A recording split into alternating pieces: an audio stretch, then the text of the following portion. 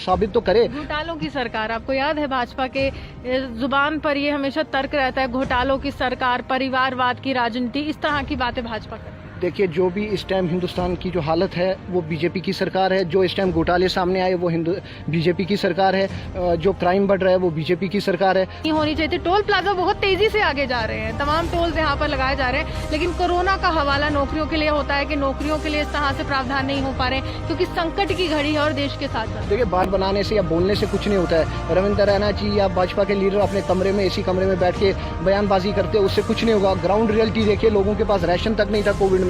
हालत क्या हुई लोगों की। आखिरकार ये लिस्ट इन्होंने बनाई कि हमने यहाँ राशन दिया, हमने वहाँ राशन दिया। कहाँ दिया? हमें किसी ने नहीं पूछा। कश्मीरी पंडित जगती में सफर कर रहे हैं, किसने पूछा? 30 साल से कश्मीरी पंडितों ने भारतीय जनता पार्टी को वोट किया। वो 50 साल पहले वाले लोग नहीं है। आज नई जनरेशन है, उनको पता है कि हमें क्या करना है, किसको वोट देना है, कौन सच बोल रहा है, कौन झूठ बोल रहा है। तो बहुत बोलने से कुछ नहीं होता है कि आप कुछ भी बोल दो। साफ तौर पर जब इलेक्शन के लिए सवाल किए जाते हैं कि चले राज्य का दर्जा तो आप अभी नहीं दे रहे हैं और आप इलेक्शन कब करवाएंगे, तो तर्क यही है डोमिसाइल के बाद इलेक्शन होगी और भाजपा अपने संगठन को मजबूत कर रही है और इंतजार हमें भी इलेक्शन का। संगठन को मजबूत कितना भी करे वो भूल जाए। हालांकि बड़े अफसोस की बात है, जो जम्मू के डोगरे, जो कश्मीरी पंडित, जो जिनकी वजह से कश्मीर को जाना जाता है, जो पहचान है कश्मीर की, और जो जम्मू के डोगरे, मेरे को बड़े अफसोस से कहना पड़ रहा है कि महाराजा जो गुलाब सिंह, महाराजा करण सिंह, जो उनकी वंश है, उनको अब लाइन में लग के डोमिसाइल सर्टिफिकेट के लिए अप्लाई करना है। उनको ये साबित करना है कि हम जम्मू के रहने वाले हैं, हम ये जम्मू के पहचान है। एडवाइजर्स परमानेंट है। मुझे ये बताइए, पिछले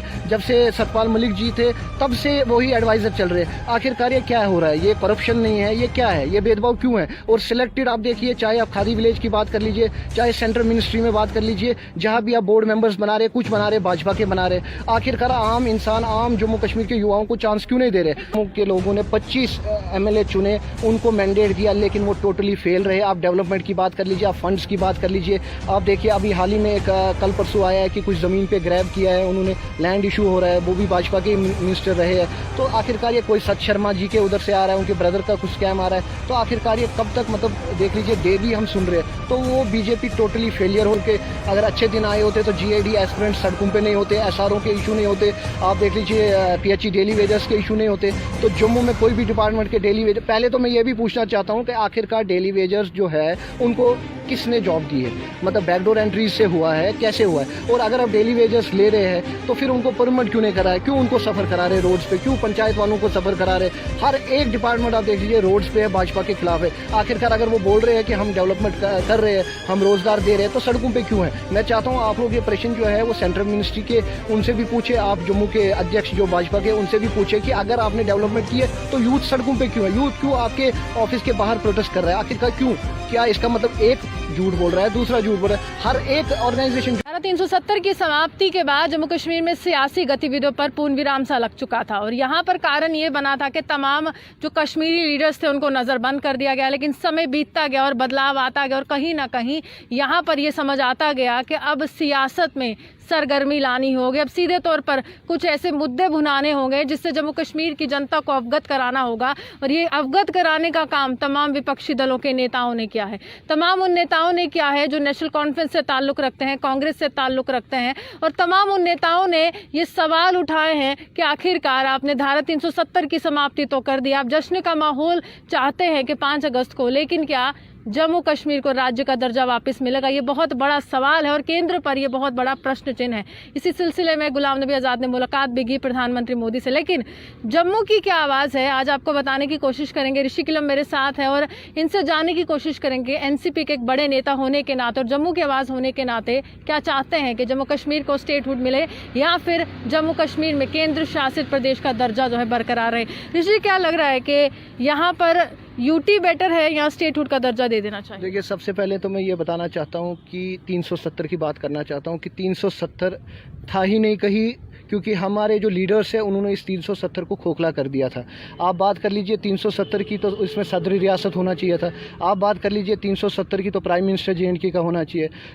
370 की बात करें तो आप देख लीजिए जो एडमिनिस्ट्रेशन है वो यहाँ की होनी चाहिए, ना कि बाहर की। हमारे मतलब आप देख लीजिए जो लास्ट ज्यूरिडिक्शन हमारी हाई कोर्ट थी, तो काफ़ी मतलब ये दुख की बात है कि हमारे लीडर्स ने आज तक इस 370 को सिर्फ एक सियासत के लिए यूज़ किया, ना कि लोगों की भलाई के लिए। और अब जब 370 हट गया तो अब उनका नया जो मतलब जा रहा है डाइवर्शन वो कर रहे हैं लोगों को स्टेटहुड की तरफ।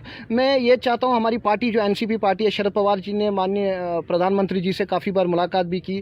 हम यही चाहते हैं कि पहले युवाओं को रोज़गार मिले, जो अनएम्प्लॉयमेंट है वो पहले ठीक हो, जो डेवलपमेंट की बातें हैं वो करे। लेकिन भाजपा को तो तर्क रहता है अनएम्प्लॉयमेंट है ही नहीं, नौकरियां आ रही हैं। यहाँ पर कहा जा रहा है कि क्लास 4 की नौकरी निकाली गई है, सबके लिए यहाँ पर रोजगार ही रोजगार है और पिछली सरकारों ने लूटा लेकिन हमने विकास का नारा बुलंद किया। देखिए, भाजपा कहते बहुत कुछ है, करते कम है। तो हमेशा अपने भाषणों में बहुत कुछ कहते हैं, हमने वो डेवलपमेंट की, हमने नासरी टनल का किया, हमने एम्स का किया। मैं उनसे ये पूछना चाहता था कि नासरी टनल है जो वो कांग्रेस का प्रोजेक्ट था, जगती माइग्रेंट कैंप है जो कश्मीरी पंडितों के लिए कैंप बने वो कांग्रेस के टाइम पे है, जो एम्स की बात करें मतलब जो भी प्रोजेक्ट्स है वो कांग्रेस के टाइम है। ये कहते हैं 70 साल कांग्रेस ने कुछ नहीं किया। मैं इनसे ये पूछना चाहता हूँ कि 1947 के बाद जो डेवलपमेंट हुई है वो किसने की है?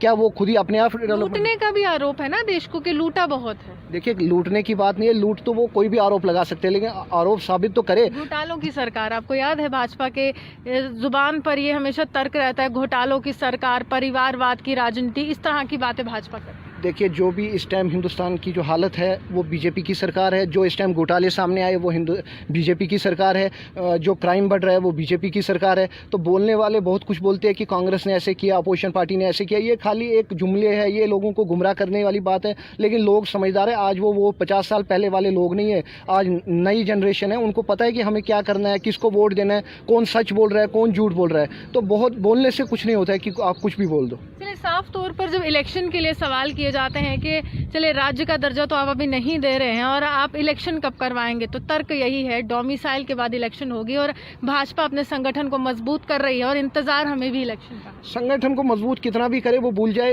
हालांकि बड़े अफसोस की बात है, जो जम्मू के डोगरे, जो कश्मीरी पंडित, जो जिनकी वजह से कश्मीर को जाना जाता है, जो पहचान है कश्मीर की, और जो जम्मू के डोगरे, मेरे को बड़े अफसोस से कहना पड़ रहा है कि महाराजा जो गुलाब सिंह, महाराजा करण सिंह, जो उनकी वंश है, उनको अब लाइन में लग के डोमिसाइल सर्टिफिकेट के लिए अप्लाई करना है। उनको ये साबित करना है कि हम जम्मू के रहने वाले हैं, हम ये जम्मू के पहचान है। मतलब ये बड़े दुख की बात है, भारतीय जनता पार्टी ने जम्मू कश्मीर को काफ़ी पीछे लेके गए, यूटी में डाल दिया, ये काफ़ी दुख की बात है। लेकिन मैं साथ साथ ये भी कहना चाहता हूँ, आप यूटी ठीक है, यूटी, लेकिन कुछ देर के लिए स्टेटहुड हमें वापस चाहिए। लेकिन आपने ये अमित शाह जी ने ये भी कहा कि जब यहाँ पे नॉर्मलसी होगी उसके बाद।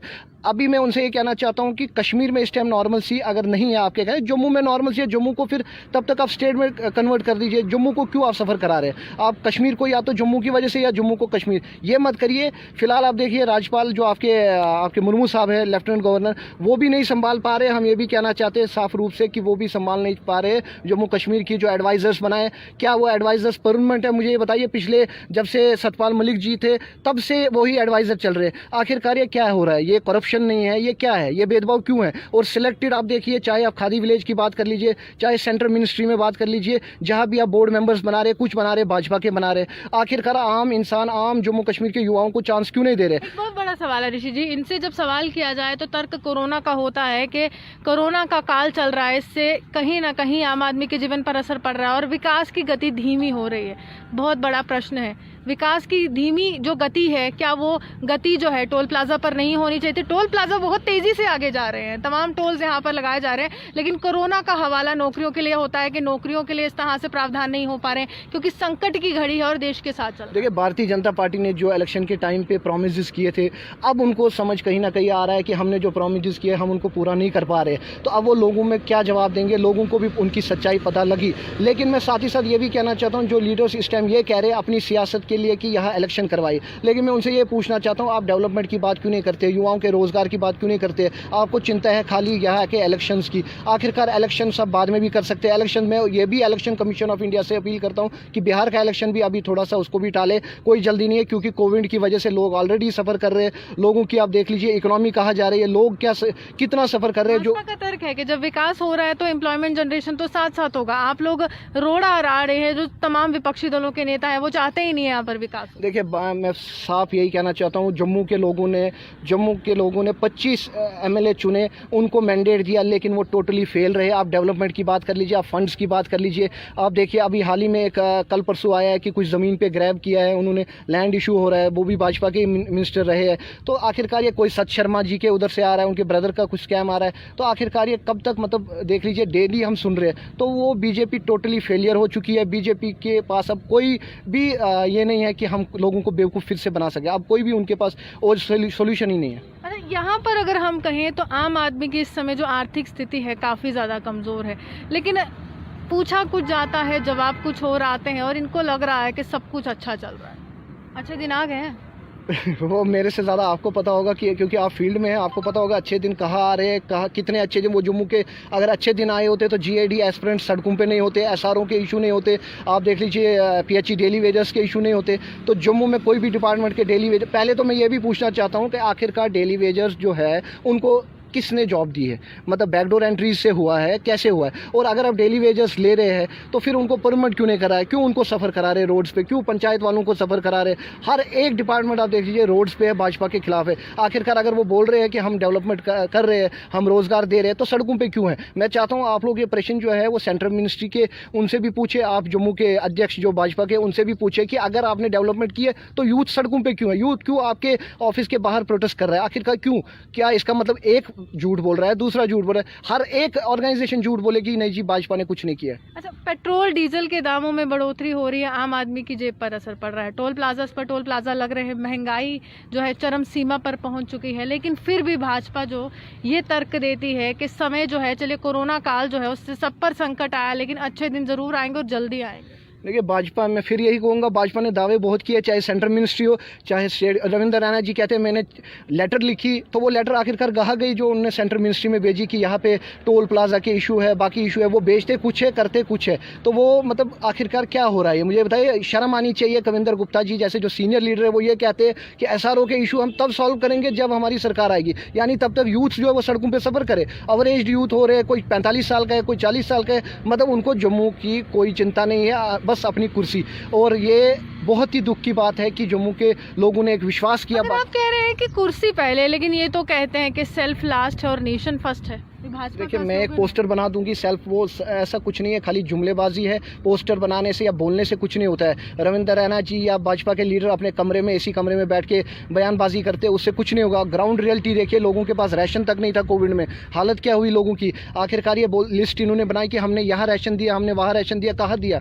हमें किसी ने नहीं पूछा। कश्मीरी पंडित जगती में सफर कर रहे हैं, किसने पूछा? 30 साल से कश्मीरी पंडितों ने भारतीय जनता पार्टी को वोट किया। जुबान पर है, कश्मीरी पंडितों का जो मुद्दा है उनकी जुबान पर है।